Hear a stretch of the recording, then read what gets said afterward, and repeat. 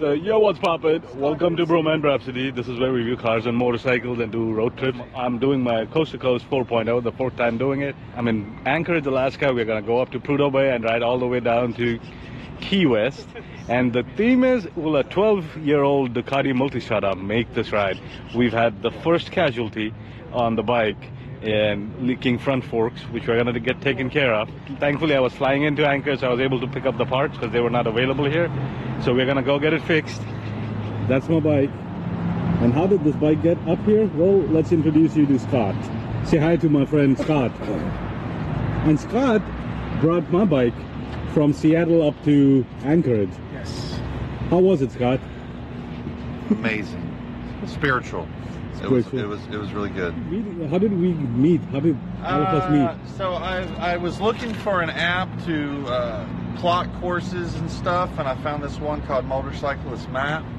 And so I joined the Facebook group, and all of a sudden I saw that they were having a meetup, which I assumed they did all the time. I didn't even realize it was the first one. So that was in spring of this year, and I think that was in North Carolina, Virginia, somewhere. And I went there, and it was a bunch of guys that I didn't know. But thank you so much, man. He just hopped on the bike, brought it here. And so he took my Multistrada, the 2012 Multistrada, and brought it here. And we are gonna take off from here because the first boo-boo, so that was the whole theme of my video, is will a 12-year-old Italian motorcycle last 10,000 miles through what we are doing? Although we hit the first problem, leaking front forks. And well, that was to be expected. It's an old bike, it's been sitting for a minute, so I'm gonna go get it fixed, and we'll take it from there.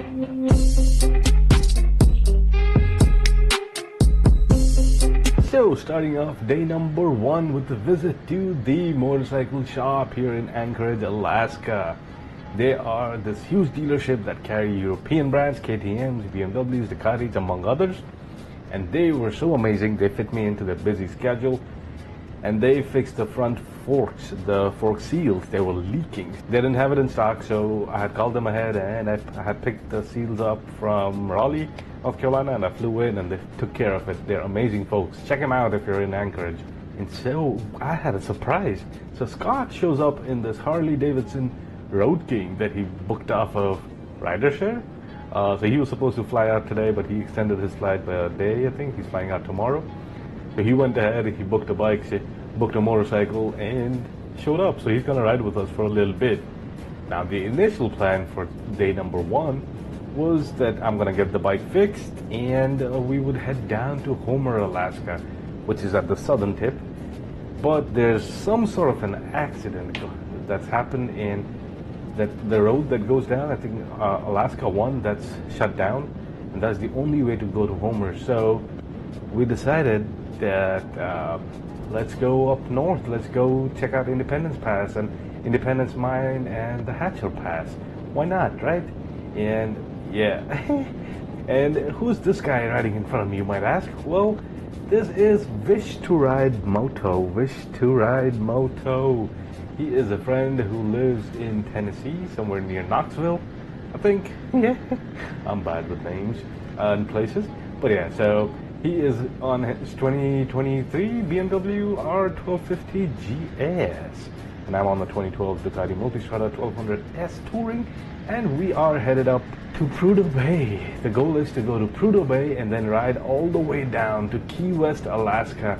This is part of the ultimate Coast to Coast challenge, and this is my Coast to Coast 4.0, the 4th time going Coast to Coast. But we are riding to raise funds for the Pediatric Brain Tumor Foundation and children with brain cancer and brain tumor. And look at this view. Oh wow, I think we just missed the rain. It's just, I mean, these views are just breathtaking. They're just simply breathtaking. Now Wish to Ride and Scott rode up from Seattle up to Anchorage, and they said they've seen some of the most gorgeous views in British Columbia and parts of Alaska. But look at this, wow. So for me, though, all of this is brand new, and I'm like, wow, this is beautiful. This is beautiful. I was talking to them when we stopped for gas, and they're like, "Yeah, we've been seeing great views for the last few days." I'm like, "Shut up! Let me just enjoy, have my moment." Oh yeah, I love riding right after the rain. I don't know why, it smells so awesome.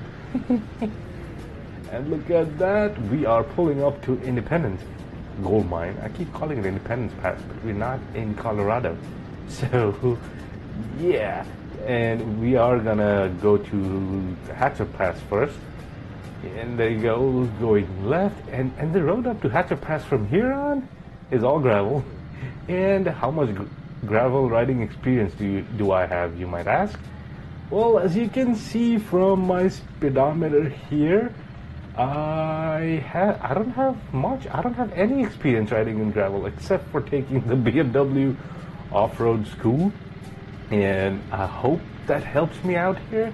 But other than that, I don't have any gravel riding experience, and I decided to ride all the way up here in Alaska. So we'll see how the next how many ever days unfold, because we are also supposed to be taking on the haul road, the Dalton Highway. So we'll see how that goes. But right now I am super nervy, and I'm just going as slow as I can, trying to be smooth while I feel the bike slipping and sliding. Or maybe it's just my imagination and in my head, I don't know. Whereas Vish to ride, he's got lots of experience riding in gravel, and he's gone.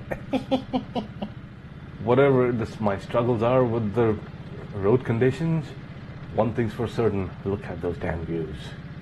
Whew. Those are beautiful. All I have to do is make sure I don't ride into the side of the cliff and go down. But yeah, so what I've been trying to do is find a groove that I'm comfortable with. And right now it's on the other side of the road. But the good thing is, if there are cars coming this way, I can see them from far away. And right now there's nothing, so I'm gonna ride on the wrong side, or just pretend I'm in England.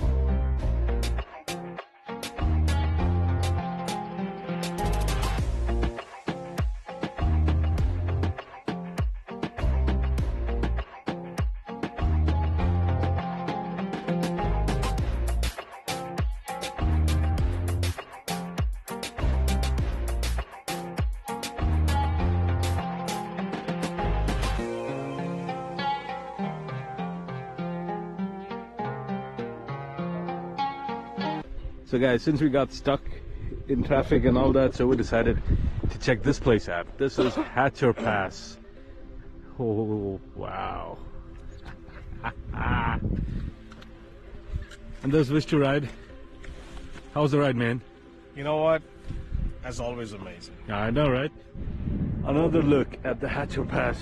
There's the Summit Lake way over there. And just look at the views. Holy moly. Wow. Holy moly, ravioli.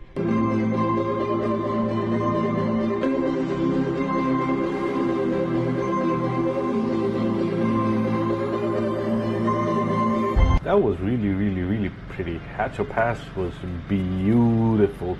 I've had a few friends who visited Hatcher Pass, and yeah, whatever they've said did Hatcher Pass no justice. This is just simply amazing. But now comes the tricky part. We have to ride down again. Oh, gravel. How much I love thee. Ooh, find your groove, man. Find the groove. This ride is supposed to be 23 days long. And we're going to be riding for about 10,000 miles. So I'm going to be really smooth slow and smooth on gravel and off-road parts or unpaved parts, because I don't have a lot of experience on these. I mean, when I say I don't have a lot, I don't have any. Except for the BMW off-road school, the 2-day class that I took. So we'll see how it goes. But just look at those views. Look at those views. It's like, it's the same dang road that we came up on, but it's just a different perspective, right? Going down. Alaska. Yeah. But look at that. Dang. There's a glacier over there. There's a Matanuska or whatever that glacier name is. And look at that steep drop. Dang. Wow. Alright, so that was the Matanuska Glacier, and we are now back in Anchorage, ready to call it a night. Get some food, get some rest, and then start again tomorrow. And maybe tomorrow we can head down to Homer. So we're in Alaska. The sun never sets. What time is it? 10:30. So this is 10:30 at night. And just look at that sun. Look at the sunlight. It's 10:30 at night. Dang. This is July 21st. So this is right after the summer solstice. Yeah, so the days are super long here, which I'm not complaining. I'm not complaining one little bit. That means more riding. Alright guys, thanks for watching. Keep your knees in the breeze, and I will see you on day number 2.